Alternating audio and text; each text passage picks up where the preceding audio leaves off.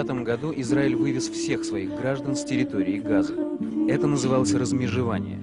Поселений больше нет, и палестинским освободителям стало не от кого освобождать свои земли. Но правящий в Газе Хамас не умеет строить мирную жизнь. Террористы живут на чужие деньги, их экономика паразитарна.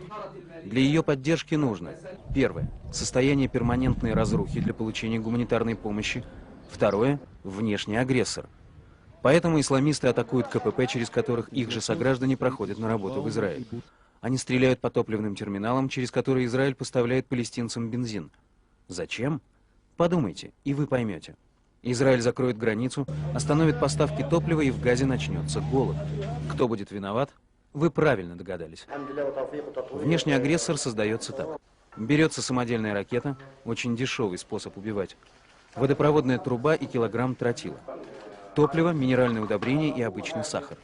И то, и другое, кстати, продукты гуманитарные.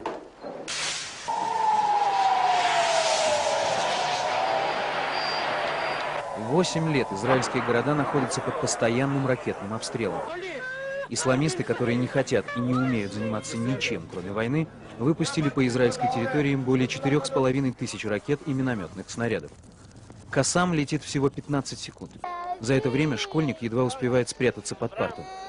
Годами сотни тысяч израильтян не могут ни спокойно спать, ни учиться, ни работать.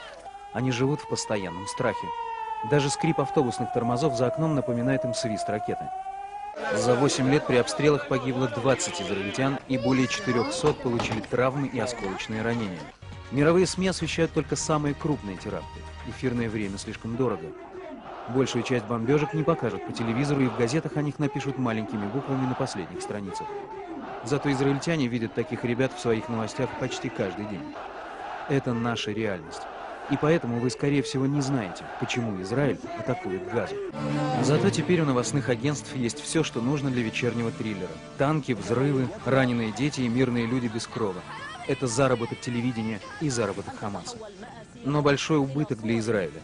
Ему надоело воевать. Но нет другого способа защитить своих граждан. И именно ради этого 6000 израильских резервистов оставили дома своих жен и детей.